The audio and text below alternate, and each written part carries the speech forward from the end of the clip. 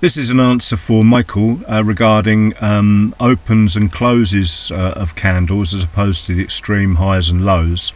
Really, Michael, it's because I have to. You had to sort of keep to a minimum of rules as you possibly could to make it simple for to teach, really. But the proper answer would be that I do treat them as important. But I don't want to muddy the water or confuse things, because when you get a let's say, for example, this is a good example just here right in front of us. You've got your flip zone, what I call the flip zone here and here, or three. The close, the open, and the wicks obviously have some sort of massive significance. And then we get this reversal here, or this push down. There is obviously significance with that. This is an H1 chart, and my mouse is playing up. I don't know what's going on. But all of this here, I've not put that on there precisely. So you've got all this flip area here, and your extremes. Now this has busted it.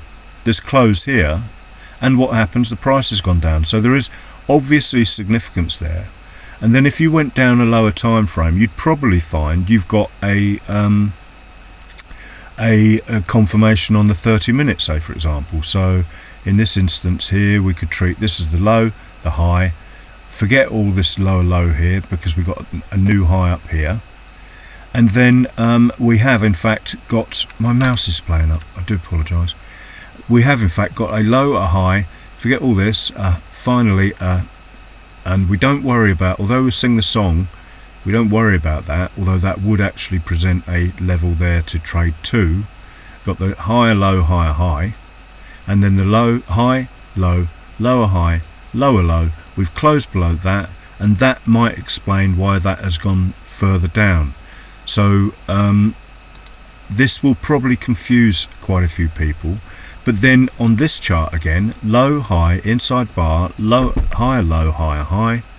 So you could target that M30 break by using the H1 low. So back to the M30, and you've actually got a confirmation down from there to there to there, and then you could target your H1 low using the lowest time frames. It's a bit of a mess, but I hope that makes sense. So really and truthfully, I've only really concentrated on the highs and lows, because we have to draw the line somewhere. You imagine if I'm trying to teach or show all of this stuff that I'm aware of, it becomes a bit of a nightmare. So once you've got that M30 break here, you just drop down to the lower time frame and you watch your pullback, and you make sure it doesn't reverse on itself. So you're on the new candle here. Effectively this could go low, high, higher, low, higher, high and break, and that has reversed. And that's why you always wait for a reversal before you enter.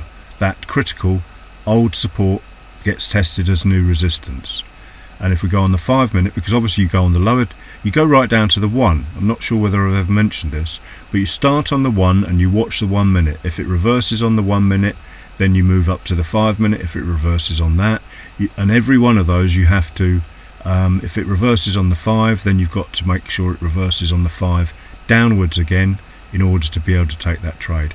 Then you drop to the 1 minute and you watch the retracement on that 5 minute reversal down to see whether it pulls up against itself, and you watch the 1 minute to see whether it goes back in alignment again, and so on and so forth.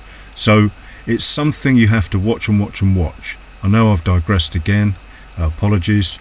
And again, Michael, thank you for asking questions. I encourage questions for everyone, because it makes me think, and I know this stuff inside out.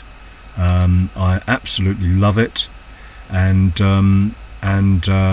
I just want to pass on some of the knowledge, as it were, and maybe one day, we can all get it to take this to a different level.